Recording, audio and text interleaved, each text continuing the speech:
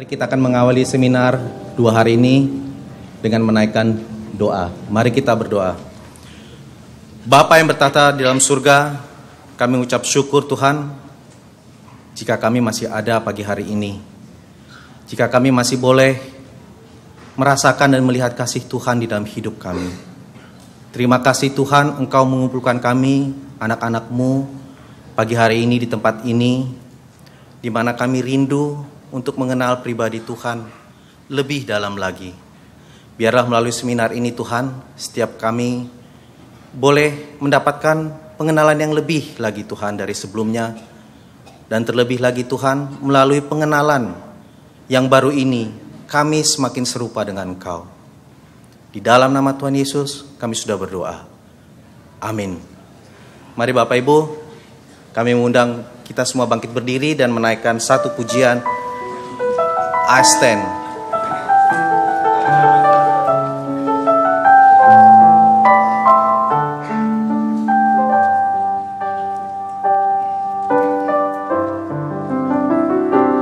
You are beautiful beyond description,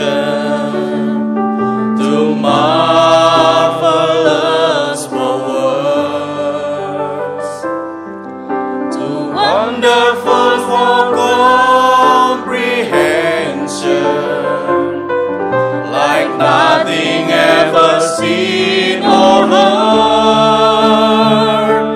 You can grant your infinite wisdom. Who can fathom the depth of your love?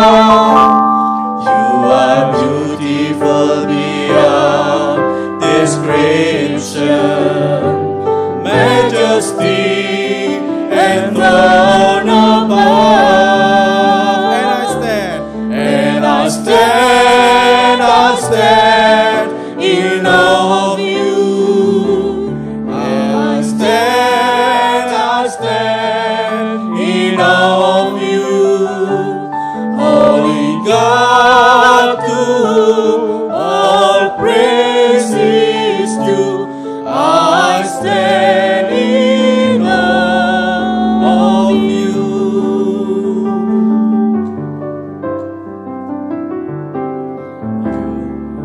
Beautiful beyond description, too marvelous for words, too wonderful for comprehension, like nothing ever seen or heard. Who can grasp your infinite wisdom? Who can fathom the depth of your love?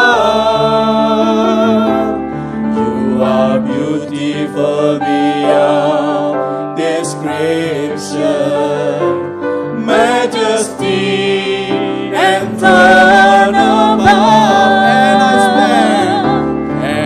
I stand in awe of you. I stand in awe of you. Holy God, to whom all praise is due, I stand in awe of you. And I stand in awe of you. I stand in awe of you. Holy God, to whom all praise is due, I stand in awe of you.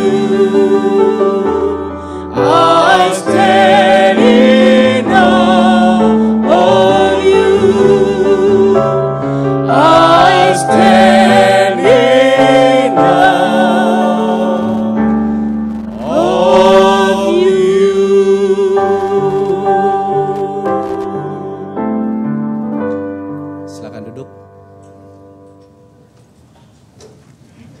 Kita akan mendengar sambutan pembukaan dari Sola Scriptura. Saya persilakan Bapak Zakheus.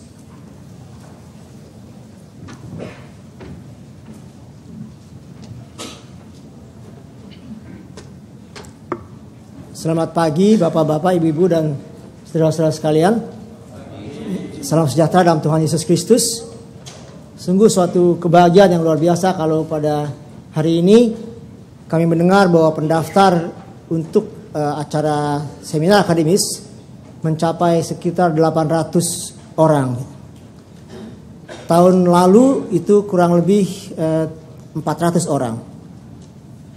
Mungkin tahun lalu baru diperkenalkan. Mungkin juga tahun lalu karena ruangannya kami batasnya cuma 400, jadi dibatasi ya Pak Adi ya kalau nggak salah, supaya jangan terlalu banyak. Kami sangat bersyukur karena melalui kehadiran Bapak Ibu sekalian, memang terbukti banyak atau ada kebutuhan yang sangat besar untuk mendengar berita-berita atau informasi yang lebih akurat, yang sangat akurat tentang biblical studies, tentang studi biblika yang sering kita dengar ceritanya di surat kabar, ceritanya di televisi, artikel di para penulis yang ingin menyajikan Kristus yang berbeda dengan Kristus yang disaksikan oleh Alkitab dan disaksikan oleh sejarah. Nah, untuk itu tidak mudah karena banyak pendapat dan macam-macam pendapat tentang hal ini. Jadi waktu tahun yang lalu kami mulai dengan mengundang Profesor Ben Witherington, dan tahun ini kami mengundang Profesor Darrell Bock. Sebetulnya untuk yang pertama pun kami mengundang Profesor Darrell Bock, tapi beliau sudah begitu sibuk dan dia bilang saya bisa tahun 2009 katanya. Karena itu waktunya sudah saya book sejak tahun 2007. Nah, masalahnya kan waktu itu belum ada pengumuman tentang pemilu. Kami tidak tahu pemilu akan diadakan kapan gitu. Karena itu suatu keajaiban bahwa acara kali ini akan berlangsung 12, 13, 14, 15 beliau akan kembali ke Amerika, dan tanggal 16 mulai masa pemilu 3 minggu sebelum pemilu. Bayangkan kalau Tuhan kerja loh. 1 hari saja tidak meleset. Tuhan kita begitu hebat, saudara-saudara. Tapi seringkali kita tidak tahu informasinya. Kita tidak mengenal karena tidak bergaul. Kita mungkin sibuk dengan teologi yang kita sedang tekuni baik di gereja maupun di sekolah teologi. Kali ini mari kita mendengar dari Profesor Bock, ahli New Testament, tentang diskusi terakhir, tentang informasi terakhir, bagaimana informasi yang sama yang disajikan oleh para spekulan Injil. Saya ingin menggunakan kata ini dengan izin Bapak Ibu sekalian. Kan ada spekulan tanah ya. Ada juga spekulan Injil gitu. Mereka dapat duit banyak juga kok. Contoh yang terakhir yang mungkin paling gampang adalah The Gospel of Judas. Itu buku setelah 2 tahun baru diakui bahwa terjemahannya keliru. Tapi sudah laku luar biasa. Sudah dapat duit banyak sekali National Geographic. Dan spekulan Injilnya ini bukan level spekulan tanah yang pakai tas itu ya. Tas kresek. Tapi levelnya level National Geographic itu. Lembaga-lembaga yang sangat punya reputasi, tapi mereka pun bias against Christianity. Jadi mereka akan mencari cara atau usaha, atau kalau ada 2 kemungkinan, yang diambil kemungkinan yang jelek itu. Nah, masalah utamanya dari Gospel of Judas adalah terjemahan waktu dikatakan Judas penuh dengan Roh Kudus. Itu saya masih ingat, saya kira mungkin satu minggu atau 2 minggu sesudahnya seorang profesor wanita yang ahli bahasa Mesir Koptik itu langsung menulis di internet, dia bilang salah terjemahannya katanya. Harusnya itu kata yang dipakai diterjemahkan menjadi Roh Kudus harusnya adalah iblis. Wah, tentunya National Geographic nggak terima ya. Terjadilah perdebatan seru di internet selama beberapa bulan. Akhirnya mereka nyerah, betul katanya. Mestinya artinya devil bukan Holy Spirit. Tapi bukunya sudah laku keras, sudah berjual berapa banyak gitu. Nah, kita tidak bisa membiarkan, kita tidak keberatan mereka cari untung. Memang Tuhan Yesus sudah membawa berkat bagi semua orang. Yang percaya diselamatkan, yang tidak percaya bisa jual buku. bisa jual film. Da Vinci Code $6 billion, man. Siapa yang nggak mau coba? Tapi kami keberatan sekali kalau informasi yang seperti ini disajikan di surat kabar, di buku-buku yang spekulatif, dan iman jemaat Kristus digoncangkan. Seorang teman yang bertemu saya di gereja mengatakan dia tidak peduli dan untuk dia tidak penting Tuhan Yesus itu menikah atau punya anak atau punya cucu. Tetap Tuhan saya, Pak. Katanya, jangan khawatir Pak Sakyus, iman saya nggak goncang katanya. Saya dengar jangan-jangan saudara belum punya iman ya. Paulus mengatakan dengan jelas kalau Yesus tidak dibangkitkan, sia-sialah pemberitaan kami dan sia-sialah iman kamu, titik gitu. That's the crucial point. Tapi dia bilang nggak apa-apa, berarti dia nggak ngerti imannya, saudara-saudara. Banyak sekali anak-anak Tuhan yang kurang kasih waktu, kurang membahas tentang ini, lebih banyak belajar saham mungkin sekarang, belajar ekonomi tentang ilmu global krisis, tapi tidak mempelajari firman Tuhan dengan baik. Nah, kesempatan untuk mendengar Profesor Bock adalah kesempatan yang sangat istimewa. Ada satu hal lagi yang saya coba sampaikan di sini. Kalau kita bicara dengan teman-teman yang liberal, cenderung mereka mengatakan kita ini orang fundamentalis. Orang Injili dicap fundamentalis gitu. Menurut saya ini agak tidak fair. Orang fundamentalis adalah orang-orang menurut saya yang tidak bersedia mempelajari dan tidak bersedia mempertimbangkan pendapat dari pihak yang berseberangan. Jadi kalau bahasa sehari-harinya kalau dia diskusi ngomongnya pokoknya gitu ya. Gitu kira-kira. Tapi hal ini bukan cuma terjadi di orang-orang evangelical, juga di pihak yang liberal. Banyak orang-orang yang kami undang untuk datang ke acara-acara ini tidak mau datang. Karena tidak mau mendengar fakta yang lain. Pokoknya gua nggak percaya gitu kan. Titik. Nah, saudara-saudara, Profesor Bock bukan orang seperti itu. Beliau adalah orang yang mempertimbangkan dua fakta ini. Pendapat si liberal dipertimbangkan baik-baik, dianalisa dan betul-betul didiskusikan, diuraikan. Lalu dipertimbangkan, dibilang, oh pendapat kamu tidak betul karena 1, 2, 3 gitu.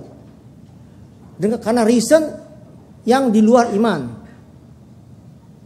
Kalau saudara-saudara baca buku Dethroning Jesus yang dijual di sini dan dibagikan ke peserta seminar publik, itu dengan jelas dibahas semuanya. Jadi kesempatan mendengar Profesor Bock ada kesempatan yang sangat luar biasa sekali. Kami harap ini menjadi berkat bagi kita semua dan kita teruskan ke banyak orang lain. Nah, session hari ini agak technical, banyak backgroundnya, jadi mungkin agak berat, tapi session besok akan sangat menarik. Jadi kalau hari ini Bapak Ibu sekalian rasanya capek, jangan khawatir, besok akan lebih seru. Jadi jangan gak datang gara-gara hari ini gitu. Karena diskusi seperti ini memang diskusi yang agak ilmiah, jadi lebih berat dan mungkin tidak familiar. Saya sebetulnya pengen ngomong lebih banyak, tapi di belakang sudah dikasih kode. Saya khawatir dimatiin ini mic-nya. Jadi terpaksa saya tutup dan saya bersyukur sekali kedatangan Bapak Ibu sekalian dan dengan ini saya nyatakan seminar ini dibuka. Terima kasih.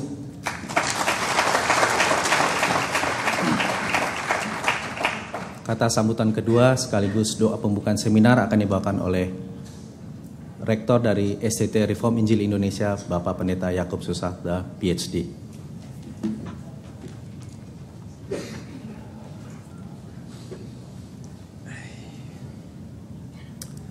Well, I would like to welcome all of you to today's seminar. I think we have to give thanks to God for so many good things this morning.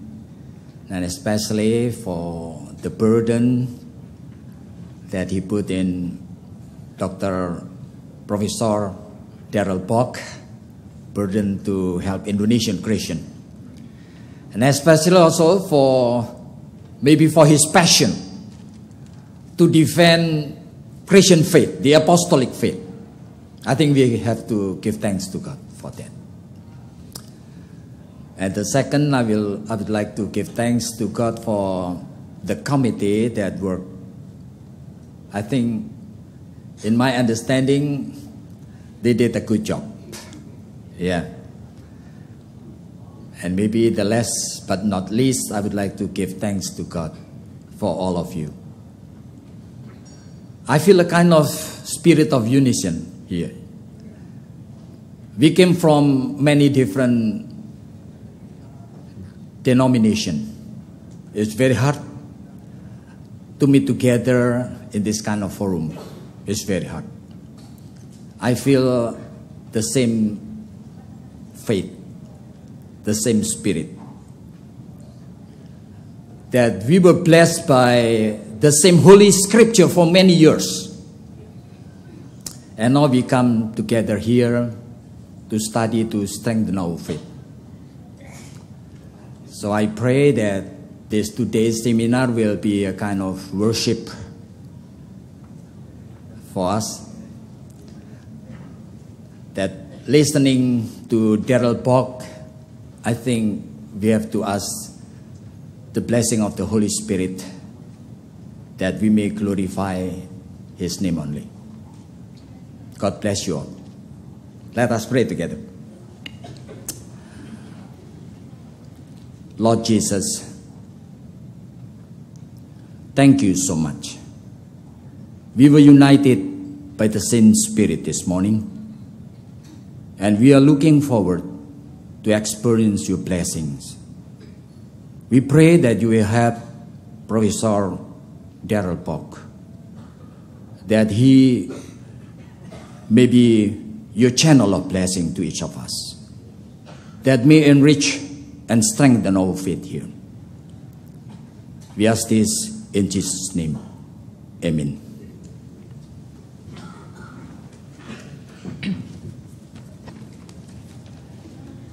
Berikutnya kami akan sampaikan kurikulum vitae singkat dari Profesor Darrell Bock. Beliau adalah seorang research professor of New Testament Studies dari Dallas Theological Seminary. Beliau juga adalah Professor of Spiritual Development and Culture, Center for Christian Leadership Research. Adapun latar belakang akademis beliau adalah THM dari Dallas Theological Seminary, Dallas, Texas, USA, Major Old Testament with high honors. PhD diraih beliau di University of Aberdeen, Scotland, UK, Major New Testament.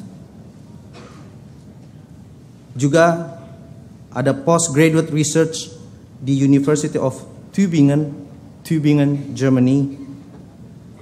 Main areas of study, Gospel Studies, Luke and Acts, Historical Jesus, Hermeneutics, dan Integration of Theology and Culture. Beliau juga memiliki beberapa pengalaman profesional sebagai dosen tamu dan pembicara di banyak gereja, seminari atau sekolah tinggi, dan seminar Kristen di USA, Kanada, Guatemala, Jepang, Jerman, Hungaria, Hong Kong, India, Israel, Austria, dan Swiss. Beliau juga menulis banyak artikel di berbagai jurnal teologia atau biblika dan majalah Christianity Today. Juga sebagai narasumber untuk berbagai jaringan TV dan radio seperti NPR, ABC, NBC, Fox, Canal Plus, dan MSNBC. Beliau adalah penulis lebih dari 20 buku dan New York Times best-selling author untuk bukunya Breaking the Da Vinci Code.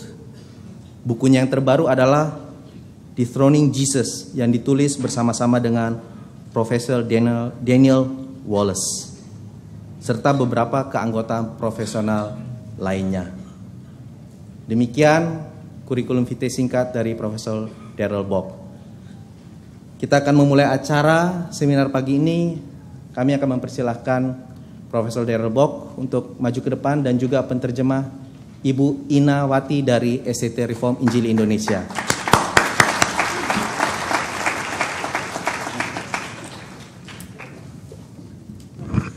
Well, howdy y'all. I'm from Texas in the United States. Apa kabar saudara-saudara sekalian? Saya dari Texas, Amerika. And I want to give you a really great greeting from Texas and from the believers in Dallas and Texas. Dan saya ingin memberikan saudara ucapan selamat daripada orang-orang percaya di Texas. It's a real privilege to be in your wonderful and beautiful country. Merupakan sesuatu yang sangat luar biasa, saya bisa berada di negara yang luar biasa ini. Let me overview what I'm going to do for you over the next 2 days, what I hope to do for you. Saya akan memberikan sedikit apa yang akan kita lakukan di dalam 2 hari ini. I plan to take a look at the issues related to the historical Jesus, as the title back here says. Saya berencanakan untuk membicarakan masalah-masalah mengenai historical Jesus seperti yang dinyatakan di dalam titel di belakang. And I plan to distinguish for you 2 kinds of things that are called Christianity. Dan saya ingin menunjukkan 2 hal yang berbeda di dalam kekristenan. Because there really are 2 very different portraits of who Jesus is when we talk about Jesus in the public. Karena memang ada 2 gambaran Yesus yang sangat berbeda ketika kita berbicara tentang gambaran yang dimengerti publik mengenai Yesus. One I call Christianity, Satu saya panggil kekristenan, and the other I call Jesusanity. yang satu adalah Yesusanity. You've not heard the second term, I'm sure, Saya percaya saudara belum mendengar terminologi yang kedua tersebut. because I made it up. Karena itu terminologi yang saya buat sendiri. But it is an attempt to describe how many people approach Jesus. Tetapi dengan mau menunjukkan bagaimana orang menggambarkan Yesus, They like to emphasize the fact that Jesus is a prophet, mereka ingin menunjukkan bahwa Yesus adalah seorang nabi, or that he is a teacher about the religious journey. atau seorang guru di dalam perjalanan rohani. But there's nothing particularly unique about the person Jesus. Tetapi dengan demikian tidak ada sesuatu yang sangat unik mengenai siapa Yesus. He is an ethical guide. Dia adalah seorang yang memang sangat beretika. And so the focus in Jesusanity is on Jesus of Nazareth. Jadi fokus daripada Yesusanity adalah Yesus dari Nazaret. He's a great teacher. Dia adalah seorang guru yang luar biasa. He would make the religious hall of fame. Dan dia akan mungkin masuk dalam daftar terkenal orang-orang beragama. He might even get the most votes in the religious hall of fame. Dan mungkin dia akan mendapatkan voting yang paling banyak sebagai orang-orang beragama yang terkenal. But still, all that he is a prophet. Tetapi tetap saja dia hanyalah seorang nabi. Now, being a prophet is a pretty big deal. Dan tentu saja menjadi seorang nabi sebenarnya lumayan. Not many people are prophets. Karena tidak banyak orang bisa kita katakan sebagai nabi. And if a prophet showed up at your church, Dan jika seorang nabi datang ke gereja saudara, the pastor would step aside and let the prophet speak. nah maka pendeta saudara akan minggir dan membiarkan sang nabi berbicara. So a prophet is an important position. Jadi nabi mempunyai posisi yang sangat penting. But what we are going to see is that Jesus presented himself as more than a prophet. Tetapi yang akan kita lihat adalah Yesus menggambarkan dirinya lebih dari seorang nabi. This is why Christianity is called Christianity and not Jesusanity. Karena itu kenapa kekristenan disebut sebagai Christianity dan bukan Yesusanity. Because Christianity refers to the Christ. Karena kekristenan menunjuk kepada Kristus. And the Christ is the anointed one. Dan Kristus adalah yang diurapi. Someone marked out in a special way for God. Seseorang yang ditunjuk atau dipilih dengan cara yang sangat khusus oleh Allah. The one and only anointed one. Karena satu-satunya yang diurapi. And this is the story Christianity is of Jesus as the anointed one. Dan itulah kisah kekristenan bahwa Yesus adalah seorang yang diurapi. We're talking about a unique Jesus. Kita berbicara tentang Yesus yang unik. He represents both God and man. Dia mewakili baik Allah maupun manusia. And his prime goal is to reconcile a broken relationship between the creator and the creature.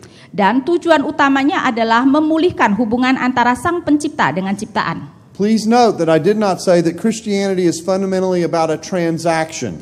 Perhatikan bahwa saya tidak mengatakan bahwa kekristenan terutama adalah mengenai suatu transaksi. It is about far more than forgiving sins. Karena ini jauh lebih daripada hanya pengampunan dosa. And that actually is going to be the topic I'm going to address on Saturday. Dan itu merupakan topik yang akan saya bicarakan pada hari Sabtu.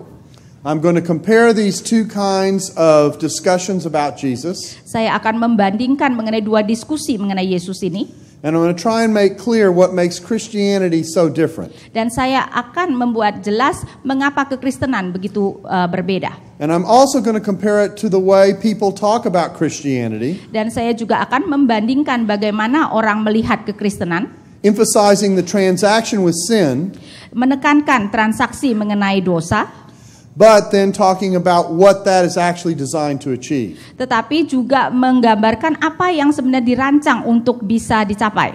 But that's Saturday. Tapi itu adalah hari Sabtu. Today is Thursday. Hari ini adalah hari Kamis. But first I got to tell you about Friday. Tetapi pertama-tama saya menunjukkan dulu mengenai apa yang kita bicarakan Jumat. Tomorrow we are going to work through many key events in the life of Jesus. Besok kita akan membicarakan banyak sekali kejadian-kejadian kunci di dalam kehidupan Tuhan Yesus. And I'm going to look at them from a particular angle. Dan saya akan melihatnya di dalam sudut tertentu. That angle is called the historical Jesus. Dan itu disebut sebagai historical Jesus. There are two kinds of events in the Bible. Ada dua macam kejadian di dalam Alkitab. On some of them, we have what we call multiple attestation. We have a variety of ways of looking at the same event. Satu, bisa kita kan banyak sekali penulisan atau kesaksian yang multiple, yang banyak mengenai suatu kejadian. Other events are singularly attested. We only get them described once. Sedangkan ada kejadian yang hanya diberikan penulisan atau kesaksiannya hanya satu saja. As I'm going to explain today, seperti apa yang akan saya jelaskan hari ini, the historical Jesus is playing with a high standard of proof. Historical Jesus, mereka bermain dengan menuntut suatu kemampuan untuk membuktikan yang sangat tinggi. It doesn't simply accept things because they're in the Bible. Jadi mereka tidak menerima apa saja yang dikatakan di Alkitab hanya karena tercantum di dalam Alkitab. It tries to look for what we can demonstrate on a historical level that anyone looking at the Bible could accept. Ya, jadi mereka mencoba untuk bisa bermain di dalam sejarah dan melihat apakah itu bisa dibuktikan. It has special rules. Dan historical Jesus mempunyai peraturan-peraturan yang khusus. And today I'm going to talk about historical Jesus. Dan hari ini saya akan berbicara tentang historical Jesus. But tomorrow, having learned about how the rules work, tetapi besok setelah kita mempelajari bagaimana peraturan-peraturan itu kemudian diterapkan, we will spend the whole day looking at key events in the life of Jesus. Kita akan melihat keseluruhan hari besok, melihat kejadian-kejadian utama di dalam kehidupan Yesus. From this way of looking at things. Ya, jadi dalam hal ini melalui perspektif ini melihat bagaimana. So that's Friday. Jadi itu adalah hari Jumat. Today we look at the rules related to the historical Jesus. Hari ini kita melihat kepada peraturan-peraturan yang berkenaan dengan historical Jesus. Except in this first hour. Kecuali jam pertama ini. In the first hour I want to connect to the lectures that Ben Witherington gave last year. Karena jam pertama ini saya akan menghubungi dengan seminar yang diberikan Ben Witherington tahun lalu. In the title you see di dalam judul yang that we say that the historical Jesus is not a Gnostic. Judulnya adalah historical Jesus, lebih daripada seorang nabi dan bukan seorang gnostik. And I want to take you through some Gnostic materials to show why this is so. Dan saya akan membawa saudara-saudara melihat beberapa materi gnostik untuk menunjukkan mengapa demikian. Last year Dr. Witherington went through a lot of discussion saying that we have no first century materials that are clearly Gnostic. Ya, tahun lalu Ben Witherington sudah mengatakan bahwa jelas sekali tidak ada sebenarnya tulisan gnostik yang datang dari abad pertama.